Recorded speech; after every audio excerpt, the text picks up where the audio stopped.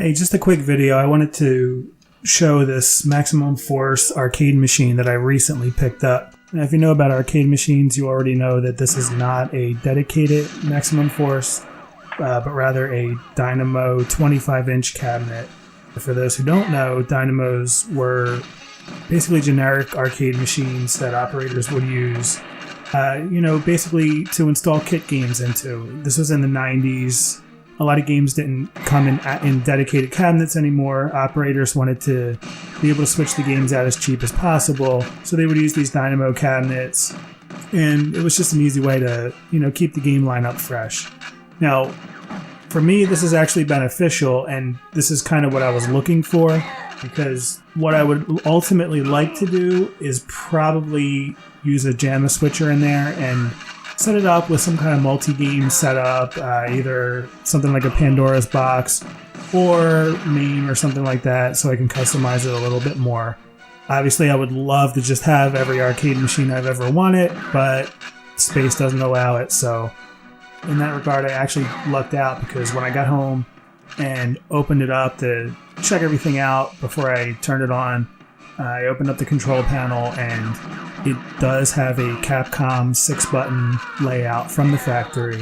The gun holsters are only attached to the top plexi, so it should be no problem to add some, typical arcade controls on there that will be a good catch-all for a lot of the games that I would like to play on it.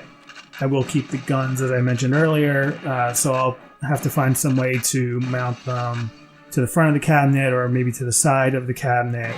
And then the idea would be to, like I said, use a JAMA switcher to go back and forth, either between a MAME system or a Pandora's box, or even just another single JAMA board, that maybe I can switch out every once in a while as I feel like it.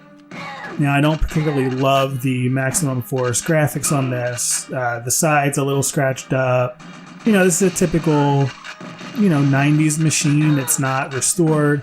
This is exactly the type of machine that I'm looking for. I don't have $2,000 per machine to spend on something that's already refurbished and everything. So I'm buying machines that are aesthetically a little challenged or maybe not working, and this machine certainly falls into that category. It actually works really well. There's no problems with it at all. The monitor's good. The guns work fine. So the game actually, because it's from the later half of the 90s, it actually has a mechanical hard drive in it. So one thing that I do need to do is swap that over to a compact flash card.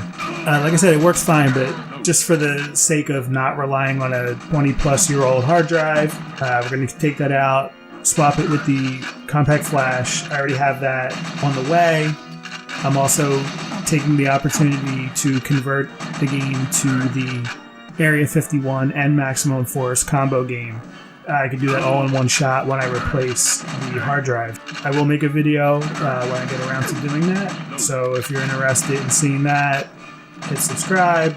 All I'm going to need to really do to this one, and it'll be down the line because some of the other machines I've picked up need more attention, but all I'm really going to have to do is give it a nice paint job, decide what graphics I want on it. I probably don't want Maximum Force graphics on it. Maybe I'll do like Street Fighter graphics, something like that, or maybe just like a generic multicade graphics. But we'll see about that. That's in the future. I have other projects before I get into all of that. So that's Maximum Force. That's about all there is to say about it right now. And like I said earlier in the video, this is not the first machine I've picked up. I am building a little bit of a game room, so if you want to see videos on the other machines I've picked up, also hit subscribe. I will be making videos on those, just a little bit of out of order because I just didn't think of making videos before, so I don't know if this is something that anyone's interested in, but as long as people are interested, I'll make the videos.